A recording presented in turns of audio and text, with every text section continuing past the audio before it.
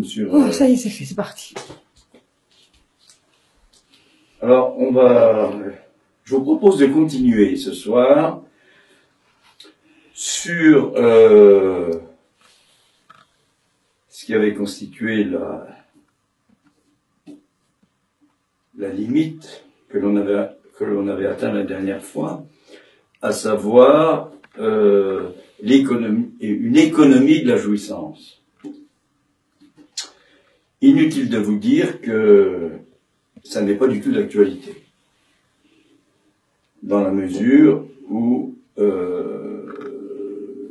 parler en tant que psychanalyste de la jouissance, ça n'est évidemment pas parler du plaisir, c'est pas de l'hédonisme, hein, je l'ai déjà signalé plusieurs fois, et d'une part, et d'autre part,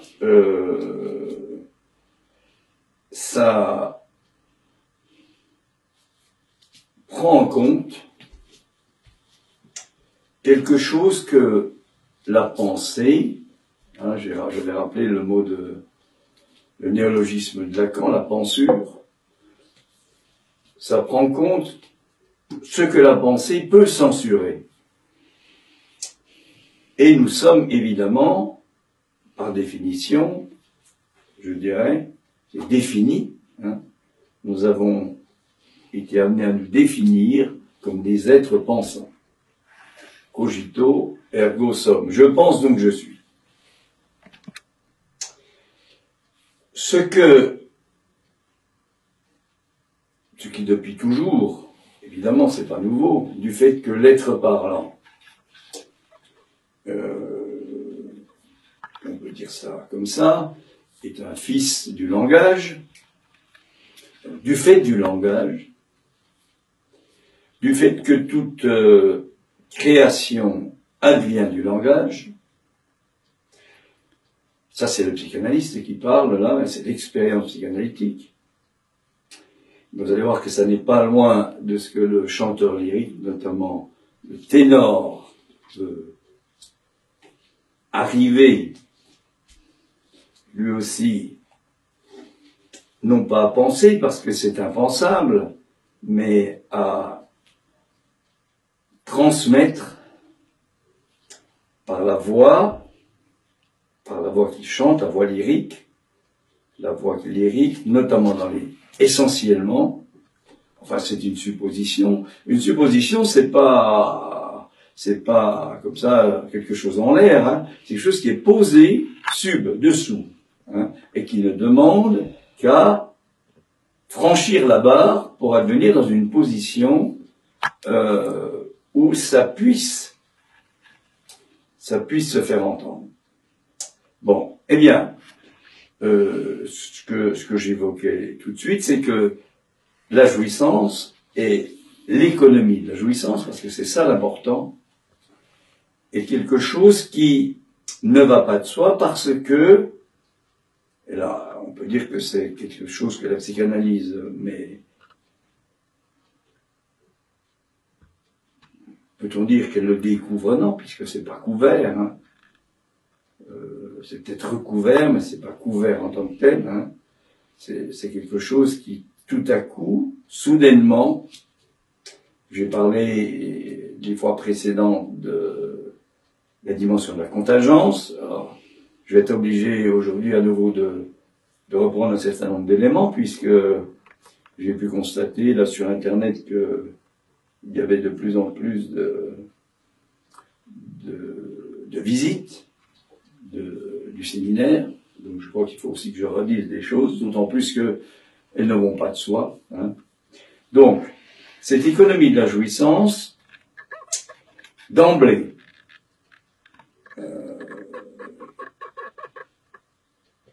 met en jeu le corps.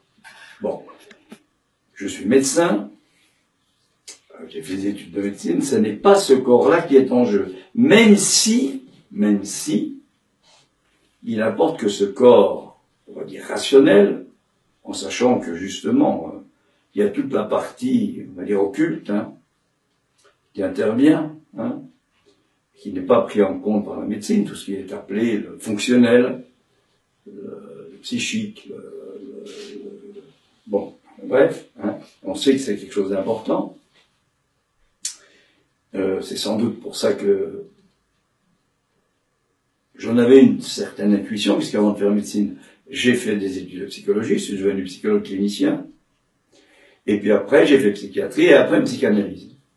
Donc vous voyez que dans cette trajectoire qui est la mienne, il y a ce dont je parle. C'est-à-dire qu'il y a bien sûr toute la logique rationnelle, et puis le fait qu'il y a autre chose. Bon. C'est autre chose que le discours analytique. Non pas la psychanalyse. La psychanalyse, c'est de plus en plus vulgarisé, ça veut... La psyché, d'ailleurs, qu'est-ce que c'est hein, bon, hein, c'est un terme qui a été effectivement mis en place proposé par Freud, il y a plus de 100 ans, mais je crois qu'actuellement, avec Lacan, on peut dire le discours analytique, c'est-à-dire que l'expérience du discours, c'est une expérience, hein, c'est pour ça que j'ai appelé ce séminaire le nouage de deux expériences, c'est de l'analyse, c'est-à-dire du discours analytique, et puis celle du ténor dramatique, parce que le ténor dramatique, c'est aussi une voix très particulière, puisqu'elle descend, enfin, elle peut chanter des graves, mais elle peut chanter aussi les aigus. Ça veut dire que c'est une voix qui est à travailler. L'expérience elle-même, c'est à chaque fois de travailler la voix, parce que c'est pas une voix légère, qui d'emblée permet de sortir des sons aigus. Hein. Bon. Alors, je reviens à cette économie de la jouissance. Vous voyez que c'est pas facile de l'aborder déjà, hein, parce que je tourne un petit peu, carré, là, je cherche, hein, je tourne en rond, hein, mais tout en tournant en rond, je vais essayer avec vous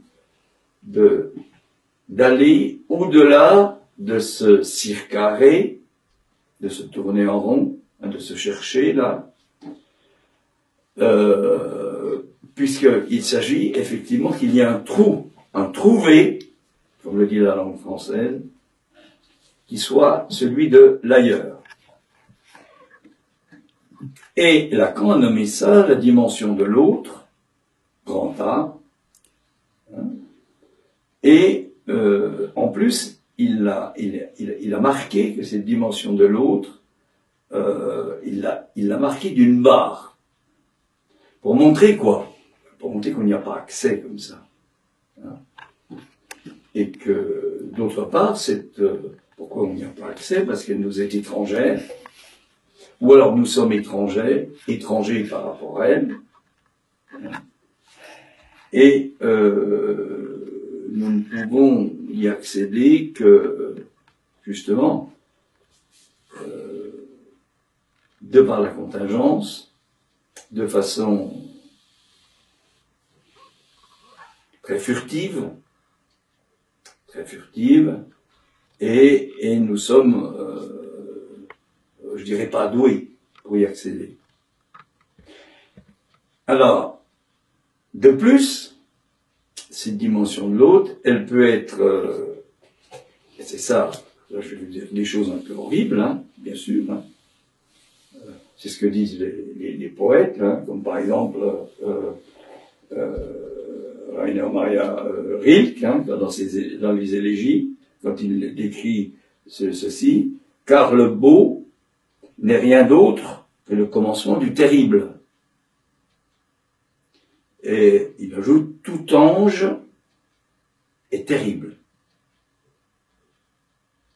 Hein, c'est pas l'histoire d'être sage comme une image, hein. C'est pas l'histoire de... Bon. Donc vous voyez que c'est sans doute pour ça que d'une part, il est difficile d'en dire quelque chose, et surtout, et il me semble de plus en plus, et je crois que le développement de la technologie informatique, du numérique, y est aussi pour quelque chose. Enfin, ça c'est... Je ne veux pas partir dans cette direction, parce que je ne suis pas là pour ça, d'une part, et puis j'ai envie de dire autre chose. Bon. Alors, ce que le psychanalyste peut dire, c'est que Et c'est pour ça que c'est pas simple, c'est que cette dimension de la jouissance de l'autre, ou encore jouissance autre, tout autre, c'est avec un grand A, hein. Nous y avons tous eu accès du fait que nous sommes fils du langage lors d'un premier cri mythique. On parle très tôt, on parle en 1895, dans une expérience ce qu'il appelle une expérience de satisfaction, première expérience de satisfaction. Et c'est assez difficile d'en parler, mais ce qui est sûr, c'est que dès que ce cri, alors on peut expliquer psychologiquement que c'est lié à des tensions, etc. Je dis qu'il est mythique, ça veut dire que ce qui compte, c'est pas le factuel.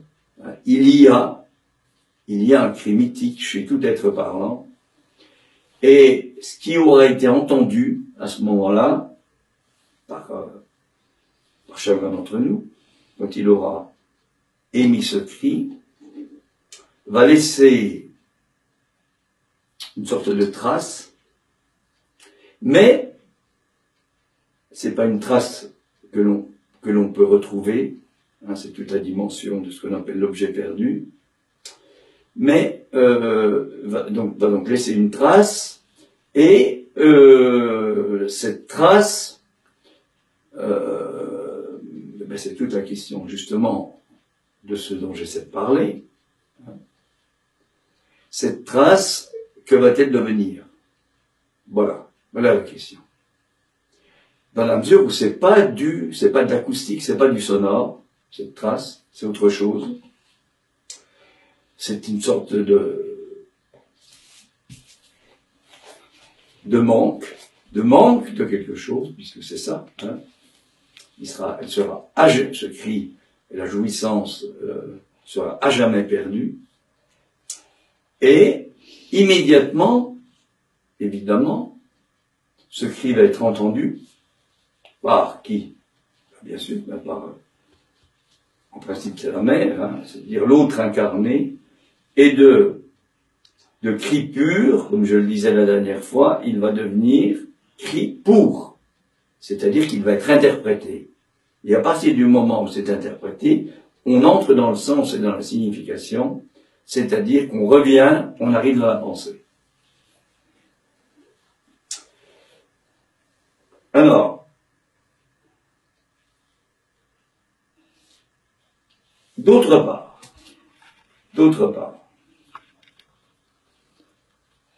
le psychanalyste peut dire aussi ceci, plus exactement, le discours analytique permet d'avancer ceci, que c'est pour autant que cette jouissance, je ne sais pas s'il faut l'appeler primitive, hein, parce que c'est difficile, cette jouissance primordiale plutôt, cette jouissance autre, hein, c'est la première lettre de l'alphabet, grand A, là, hein, cette jouissance primordiale, elle va devoir être, parce qu'il n'y a pas de sens, hein, elle va devoir être abandonnée,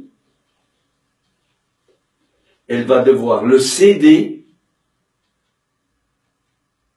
au sens qui va permettre à ce même être parlant d'accéder à la parole. C'est-à-dire que nous sommes, je dirais, structurellement déchirés, divisés entre cet objet perdu qu'est la voix, cet objet de jouissance qui est la voix, qui produit, c'est même pas qui émet, qui produit ce cri, et puis le fait qu'il y a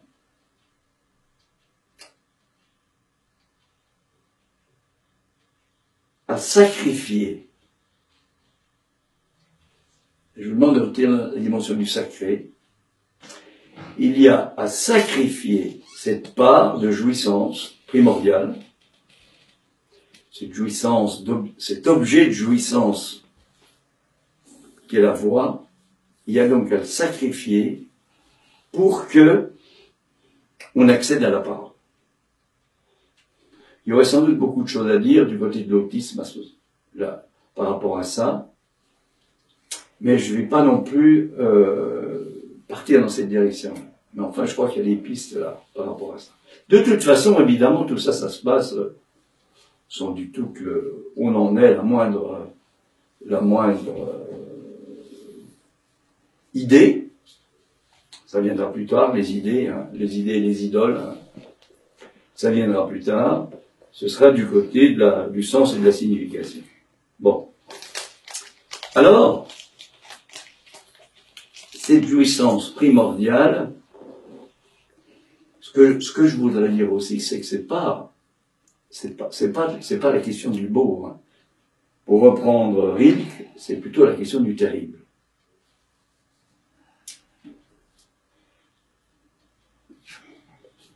Hein, c'est-à-dire que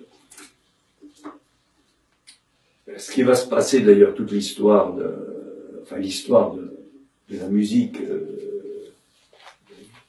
j'en ai déjà beaucoup parlé, notamment du chant, hein, à la question, qu'est-ce qui fait que l'être parlant n'en reste pas au fait de parler, mais se met un jour à chanter, hein.